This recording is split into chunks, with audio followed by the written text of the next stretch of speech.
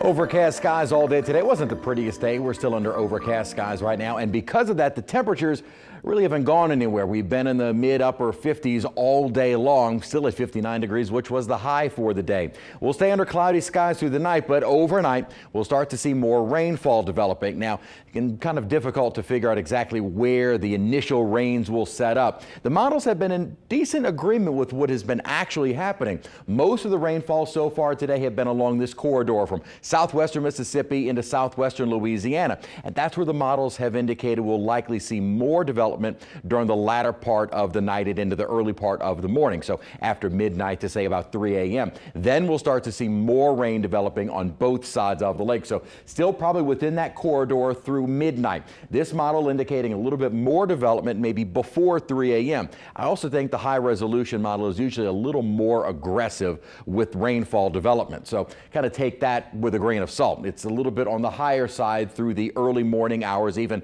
after around daybreak on the North Shore and across the Florida parishes and into Mississippi. As we continue throughout the morning, more development. And again, we should see plenty of breaks in the rainfall. It won't be a constant all-day rain, but the rainfall will be all day with breaks here and there, but also some heavy downpours. And if we get plenty of breaks in that rain, I don't think the flooding is going to be a widespread issue. But as I said, it's going to continue through the evening into the overnight hours of Saturday into Sunday morning. May get a break here. And then this model has been a little more aggressive with our Sunday morning rainfall, whereas all the other models clear us out much sooner than midday Sunday and have us dry by about 7, 8, 9 a.m. or so. We'll kind of break down one of the other models in just a moment. Flooding risk is low. The marginal risk is usually more isolated street flooding or low-lying areas. And our computer models are not very aggressive with overall rainfall accumulations. 1 to 1.5 inches kind of along that same corridor. And then everyone else, 1/10 of an inch to 1/4 of an inch, maybe some higher amounts regionally, and then localized amounts could be a bit more. That would be the area where we could see some of the isolated flooding. At the moment, we're under overcast skies. We've been dry all day. 58 degrees, so we just dropped a degree, and a dew point of 41. In the upper 40s, but most of us in the mid upper 50s. Now, dew points, not bad, but in the 50s or in the 40s with temperatures in the 50s, it does have a little bit of that damp feel, and we have had a bit of a breeze out of the north. So the next upper system that's bringing in the rainfall is moving our way now. It's moving to the east. This is what we're calling disturbance number 1. It's an upper disturbance. That's creating the instability out ahead of it and bringing in our rainfall. Once that clears again by Sunday morning, we'll have a break Sunday, Monday. Then here comes our second disturbance. Now this second one, notice it's a little stronger and at a much farther south latitude, meaning the energy is going to be much closer to southeast Louisiana. So this system will bring with it a chance on Tuesday for some severe weather.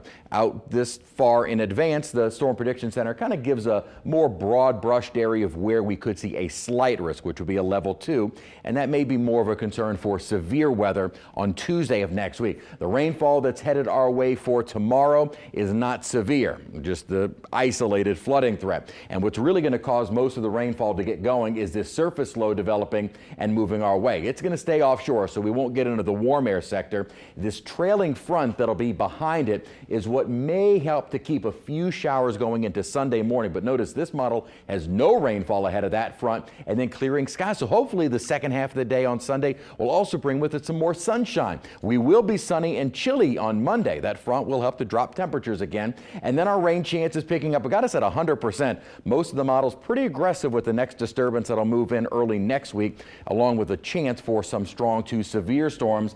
Either way, we're going to see another drop in temperature as we head into Wednesday and then staying pretty chilly to wrap up next week. All right.